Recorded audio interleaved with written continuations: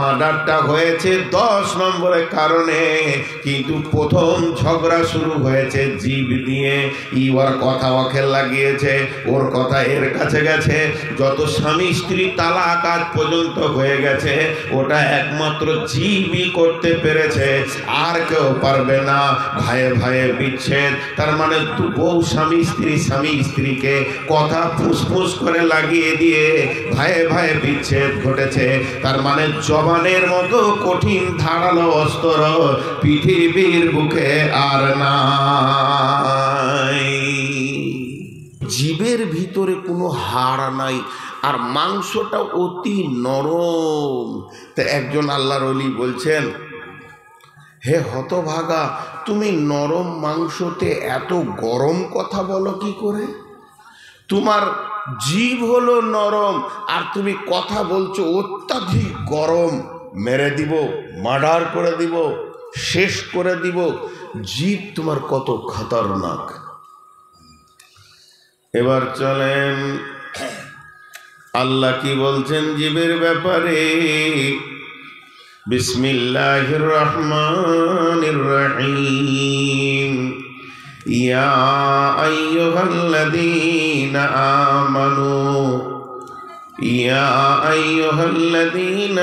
আমানু ইত্তাকুল্লাহা ওয়া কুলু কাওলান সাদীদা يصلح لكم أعمالكم ويغفر لكم ذنوبكم ومن يطع الله ورسوله فقد فاز فوزا عظيما।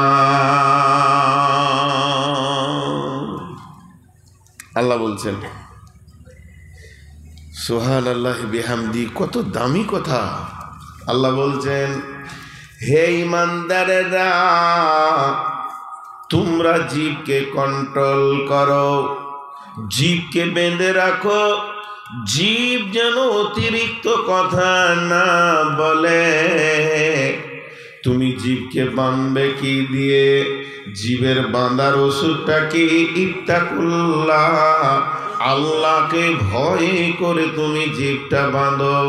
আর ওয়াকুলু কাওলান সাদীদা, তুমি সত্য নরম কথা বলো। যখন তুমি জীবকে কন্ট্রোল করে নেবে, সত্য নরম কথা বলবে, তখন কি হবে? ইসলিহ লাকুম আমালুকুম, যখন তোমার জীব বাঁধা পড়ে যাবে, তোমার সারা বডিতে যত পার্টস আছে সবাই ভালো আমল করবে, তোমার আমল চেঞ্জ হয়ে যাবে। আর যখনই তোমার আমল চেঞ্জ হয়ে যাবে, তোমার বডি যখন ভালো আমল করবে,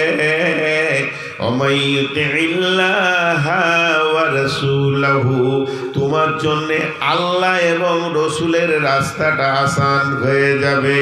এটাতে তুমি নেমে যাবে, যেহেতু তুমি সত্যবান।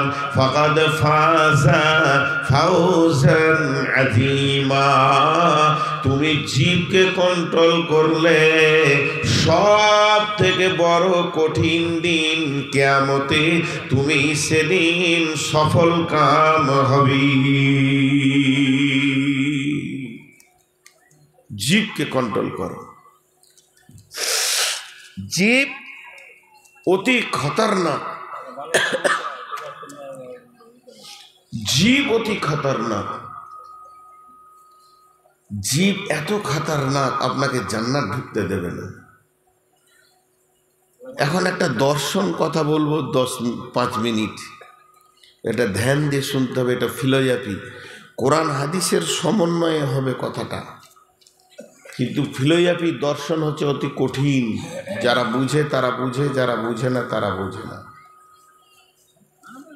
একটা মানুষ যেদিন থেকে মুখ খুলে, আর একটা মানুষ তার আজরাইল এসে যেদিন মুখে তালা মারে, ওর যখন জন্ম হলো 1 বছর 1.5 বছর পর আব্বা মা বলতে শিখলো, মানে মুখ খুললো। আর যেদিন আজরাইল আসলো ওর জিভ তালা পড়ে গেল। এই টোটাল জীবনে ও যত কথা বলে,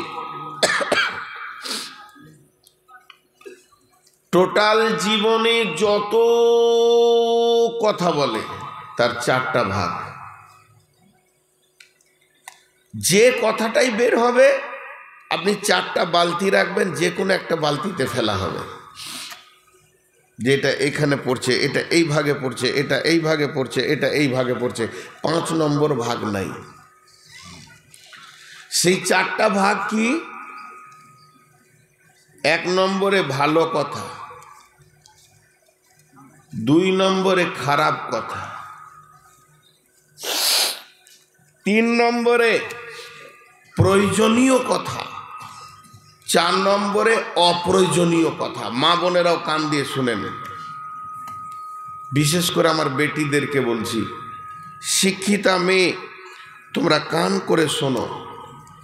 একটা প্রয়োজনীয় কথা, একটা অপ্রয়োজনীয় কথা, একটা ভালো কথা, একটা খারাপ কথা। এবার আল্লাহ বলছেন, যদি কেউ ভালো কথা বলে, কাউলুন মারিফুন, কাউলুন মারিফুন কাসাদাকাতিন। কেউ যদি ভালো কথা বলে, প্রত্যেকটা শব্দতে সে সাদাকার নেকি পাবে। এই যে এখন আমি বকছি, এটা হলো সাদাকা। এখানে টাকা দিলেন যেমন নেকি পেলেন, তেমনি একটা ছেলেকে গায়ে হাত দিয়ে বলবেন, ভাই তুমি আর বিড়ি খেও না, নামাজ পড়ো, নেকি পেলেন শব্দে শব্দে।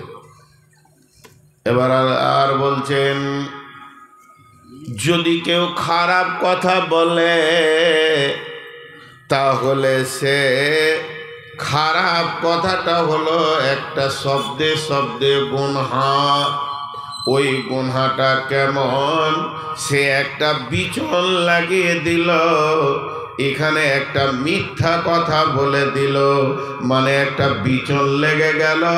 ওই বিচনে একটা আঁঠিতে আম হবে 25টা 50টা তার গাছ হবে, তারপরে যখন আম ধরবে কয়েক হাজার তার গাছ হবে। তার মানে তার গুনাহ বাড়তে লাগলো। অতএব খারাপ কথা থেকে তুমি বাঁচো। উদাহরণ দেওয়ার জন্য বলছি, উদাহরণ মানে মিসাল। কেউ বলে দিল চায়ের দোকানে, কথাটা একজন বলল, কি বলল? নূর মোহাম্মদ চোর, সুদ খায়। শুনলো 20 জন, তারা 20 জন আবার বলবে 20 করে, তারা বলবে 20 করে। ওর গুনহার ঢেরি চালু হয়ে গেল। তাহলে শুনেন, এবার হলো প্রয়োজনীয় কথা। বিবিকে ডাকছি, শোনো বেগম, তোমার সঙ্গে কথা বলবো, হাসছি, গল্প করছি, নাতি নাতনিকে নিয়ে খেলা করছি, আনন্দ দিছি। বেটাকে ডেকে বললাম, বাবা তুমি হরিশ্চন্দ্রপুরে যাও, মালগুলো নিয়ে এসো। এই যে প্রয়োজনীয় কথা, বিবি স্বামীকে বলছেন, আজকে কি তরকারি বানাবো, বলো কোনটা তোমাকে রুচ লাগছে। এগুলো প্রয়োজনীয় কথা। যদি কেউ প্রয়োজনীয় কথা বলে, সেও শব্দে শব্দে শব্দে নেকি পাবে। প্রয়োজনীয় কথা না বললে মানুষ চলতে পারবে না। আর থাকলো অপ্রয়োজনীয় কথা, চায়ের দোকানে বসে গেছে, আড্ডা জায়গায় বসে গেছে, van van van van van van van van van van van van machine চালা হচ্ছে। তুরস্ক, আমেরিকা, নিউজিল্যান্ড, হল্যান্ড, ফিলিপাইনের গল্প চালাচ্ছে, কিছুই জানে না। আর মিথ্যা সত্য মিলিয়ে চালিয়ে গেছে। এটা ওর কোনো প্রয়োজন ছিল না। অপ্রয়োজনীয় কথাতে গুনাহ আছে। আর আপনার কিনা খারাপ কথাতে গুনাহ আছে, প্রয়োজনীয় কথাতে নেকি আছে, ভালো কথায় নেকি আছে। এর জন্য আমার আল্লাহ বলছেন মা ইয়ালফিদু মিন কাওলিন ইল্লা লাদাইহি রাকিবুন আতীদ। তোমার জবান দিয়ে এমন একটা শব্দ বেরোচ্ছে না যে শব্দটা আমার সংরক্ষণকারী সংরক্ষণ করছে না। বলেন সাহাবা রাদিয়াল্লাহু আজমাইনরা কি করতেন জানেন? সারা রাত ঘোরাফেরা হয়ে গেল, এবারও বিছানায় বসেছে শুবে তো বিছানায় বসে বসে যেসব দোয়া দরুদ আছে পড়ে নিলেন, পড়ে নিয়ে এবার হিসাব করতো, সকালে ওর সঙ্গে আর কি মারলাম, ওর সঙ্গে বেশি কথা বললাম, ওর সঙ্গে ও ডাকলো তা আমি গেলাম না, কি আজকে ভুল করেছি। এইটা কথাটা যদি নাই বলতাম তাহলে তো আমার চলতো। ওই কথাটা বলতে যে দুটা কথা বেশি হয়ে গেল, আমার লিখনেওয়ালা দুটা পাতা বেশি লিখে নিলে তো আমার ওটা কি বলার দরকার ছিল। এই ঘুমাবার আগে কাঁদতো, হে আল্লাহ তুমি মাফ করো, তুমি দয়া করো, আমি ভুল করে আজকে বেশি কথা বলে দিয়েছি, আগামীকাল সকাল থেকে উঠে প্রয়োজনের বাইরে একটাও কথা বলবো না। এইভাবে তারা কথাকে কমাতে কমাতে কমাতে কমাতে একদিন মানুষত্বের শীর্ষস্থানে পৌঁছে গেছেন। অতএব বন্ধুরে অতিরিক্ত কথা বলা যাবে না।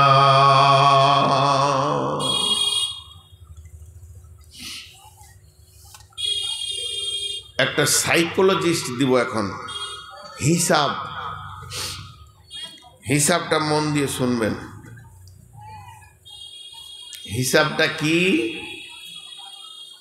সারা পৃথিবীতে যতদিন পৃথিবী তৈরি হয়েছে, আদম এসেছে আর যতদিন থাকবে, যতগুলো মার্ডার হয়েছে, যতগুলো খুনাখুনি হয়েছে, যতগুলো লাঠি নিয়ে লাঠালাঠি হয়ে গেছে, যতগুলো তালাক হয়ে গেছে, স্বামী স্ত্রী বিচ্ছেদ, ভাইয়ে ভাইয়ে বিচ্ছেদ, মা বেটায় বিচ্ছেদ, যার পেটে জন্ম নিল সেই মায়ের সাথে সম্পর্ক শেষ, বিবির সাথে সম্পর্ক শেষ, যতগুলো মামলা নিষ্পত্তি হয়ে গেছে এই পর্যন্ত, আর যতগুলো মামলা সারা পৃথিবীতে এখনো পর্যন্ত জীবিত আছে, এরপরেও যত মামলা হবে সমস্তগুলোকে যদি এক জায়গায় করা যায় আর একবার যদি জিজ্ঞেস করা যায় কি কারণে হলো, কারণটা যদি পিছাতে পিছাতে পিছাতে পিছাতে 1 নম্বরে যাওয়া হয়, নাম্বার 10 কারণ, নম্বর 9 কারণ, নম্বর 8 কারণ, নম্বর 7 কারণ, নম্বর 6 কারণ, নম্বর 5 কারণ, নম্বর 4 কারণ, নম্বর 3 কারণ, নম্বর 2 কারণ, নম্বর 1 কারণ, তো দেখা যাবে মার্ডারটা হয়েছে 10 নম্বরের কারণে, কিন্তু প্রথম ঝগড়া শুরু হয়েছে জীব দিয়ে। ওর কথা ওকে লাগিয়েছে, ওর কথা এর কাছে গেছে, যত স্বামী স্ত্রী তালাক আজ পর্যন্ত হয়ে গেছে ওটা একমাত্র জীবই করতে পেরেছে, আর কেউ পারবে না। ভাইয়ে ভাইয়ে বিচ্ছেদ, তার মানে বউ স্বামী স্ত্রীকে কথা ফুসফুস করে লাগিয়ে দিয়ে ভাইয়ে ভাইয়ে বিচ্ছেদ ঘটেছে। তার মানে জবানের মতো কঠিন ধারালো অস্ত্র পৃথিবীর বুকে আর নাই।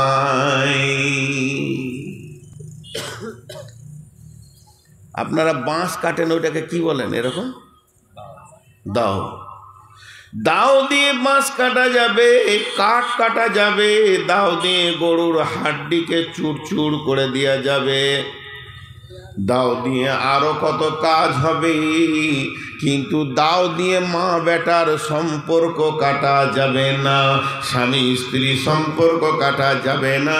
পৃথিবীর সব থেকে ধারালো অস্ত্র হচ্ছে জীবের কথা। স্ত্রী এমন কথা বলে দিল স্বামীকে, সকালে উঠে মাকে কথা বলে না।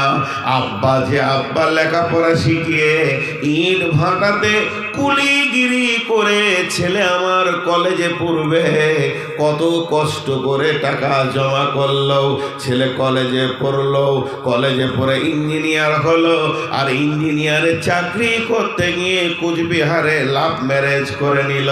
স্বাধীন দেশে স্বাধীন বেরেন ছেলে উচ্চশিক্ষিত হয়েছে, সেই বউটা এসে এমন কথা বলে দিল, আমার ফ্যামিলিতে তোমার বাপ অচল, একটা মূর্খ রাখাল ইটের ভাটার মালিক কোনোদিন ইঞ্জিনিয়ার আর ডাক্তার বউয়ের পরিবারে থাকতে পারে না।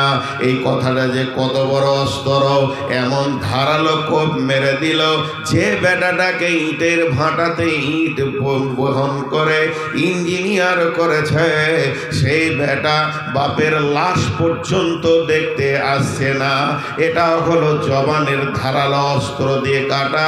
পৃথিবীর যত কাটা আছে, আমার হাতটাকে দাও দিয়ে কেটে দেন, হাসুয়া দিয়ে কেটে দেন, আর চাকু দিয়ে কেটে দেন, ডাক্তার সেলাই করে দেবে, 6 মাস পরে সব আবার যেমন ছিল হয়ে যাবে।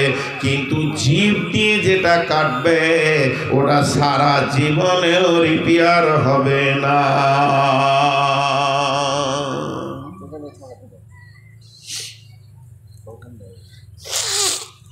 দাও দিয়ে কাটে চামড়াকে, আর জীব দিয়ে কাটে দিলকে। দিল প্রেম কেটে যায়। আর কত তোদের পায়ে ধরবো রে বাপ, আর কত ধরবো? ওই দিকে দুজন দাঁড়িয়ে আছে, কেউ গিয়েকে বসিয়ে দেন, আর না হলে এখান থেকে খসিয়ে দেন। বেয়াদব লোক আর কি।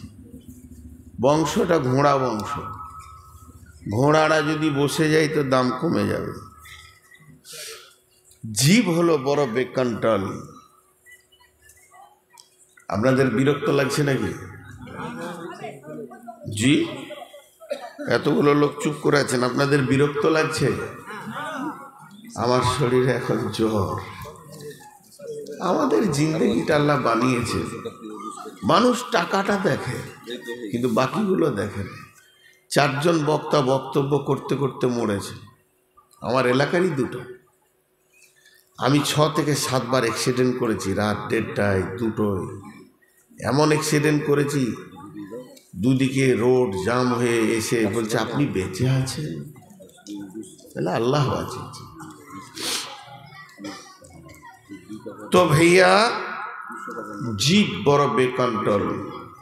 যার জীব কন্ট্রোল হয়ে যাবে, গোটা দেহ কন্ট্রোল হয়ে যাবে। এবার আল্লাহ কি বলছেন? ইয়া আইয়ুহাল্লাযীনা আমানু ইজতানিবু কাসীরাম মিনাজ জান্নি ইন্না বা'দায-যান্নি ইসমুন ওয়া লা তাজাসসু ওয়া লা ইয়াগতাব বা'দুকুম বা'দান আইয়ুহিব্বু আহাদুকুম আইয়াকুলা লাহমা আখিহি মাইতান ফাকারিহতুমুহু ওয়াত্তাকুল্লাহা ইন্নাল্লাহা তাওয়াবুর রহিম। সব থেকে বেশি গীবত করে মেয়েরা। মেয়েরা বেশি গীবত করে। 3টে মেয়ে চুপ করে বসে আছে, দেখাতে পারবেন না। 2টা মেয়ে চুপ করে বসে আছে, দেখাতে পারবেন না। গোটা কথা বলে পেট খালি করে নিবে, বুক খালি করে নেবে, যে শেষকালে বলবে ওর কথা বলিস না, আমাকে ভালো লাগে না। শুনেও নিল, বলেও নিল। অতএব গীবত বড় ভয়ানক। আল্লাহ বলছেন গীবতটা তৈরি হয় কোথা থেকে?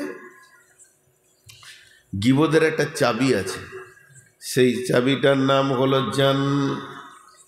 জন জন আল্লাহ বলছেন ইয়া আইয়ুহাল্লাযীনা আমানু, হে ঈমানদারেরা, ইজতানিবু, তুমি বাঁচো, বা'দাজ জান্নি, এমন কিছু ধারণা থেকে। জান মানে হলো ধারণা। তুমি যখনই ধারণা করবে, তোমার মাথা যখনই কোনো অনুমান করবে, তখনই তোমার জিভটা খুলে যাবে। অতএব তুমি ধারণা করিও না। ধারণা হলো জীবের চাবি। যদি চাবি না খুলতে পারে, ভিতরের মাল বের করতে চড়ে যেমন পারবে না, যার কাছে অনুমান বা ধারণা থাকবে না, তার দ্বারা জীব গুনাহ করবে না। এর জন্য আল্লাহ বলছেন, খবরদার তোমরা ধারণা করো না, বাঁচো তোমরা কিছু ধারণা থেকে। ধারণা কেমন? এখন জালসা শেষ হবে, ধরেন 12:30, 12:30 শেষ হলো, সবাই আমরা উঠতে শুরু করে দিলাম। রাস্তায় যেতে যেতে এখান থেকে কারো বাড়ি 10 কিলোমিটার, সাইকেল লে কি বাইক লে যেছে। এমন সময় দেখছে একটা যুবতী মেয়ে আর এক যুবকের বাইকের পেছনে ও যাচ্ছে। ও ধারণা কি করলো? ও তখন ওর বন্ধুকে বলছে, দেখছিস রে, এত রাতে জোয়ান জোয়ান ছেলে মেয়ে, যুগ জামানা খারাপ। ধারণা করলো কি করলো না? আরে হ্যাঁ না বলেন? ধারণা করলো, খারাপ ধারণা করলো। কিন্তু আসলে ঘটনাটা কি? আসলে ঘটনা হলো ওরা ভাই বোন। বোনটার রাত 1:30টায় হঠাৎ পেটে যন্ত্রণা, অত্যন্ত যন্ত্রণাতে কাঁদছে। ভাই বলে, ওর তোকে হরিশ্চন্দ্রপুর নিয়ে যাব। এবার ভাই বোনে ডাক্তারখানা চলল, আর ধারণা করলো নোংরা, কিংবা তারা প্রেমিক প্রেমিকা গোপনে বাড়ি ছেড়ে পালাচ্ছে। ধারণা করলো দুজনে মনে হয় ভাই বোন জালসা শুনে বাড়ি যাচ্ছে। এ ধারণাটাও তোমার মিথ্যা, আগের ধারণাটাও মিথ্যা। আল্লাহ বলছে, কোনো ব্যাপারে তুমি ধারণা করিও না।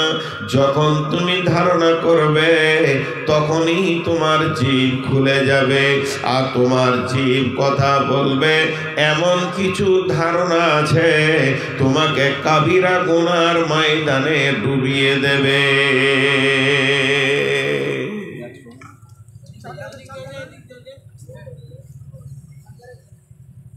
এমন কিছু ধারণা আছে খারাপ।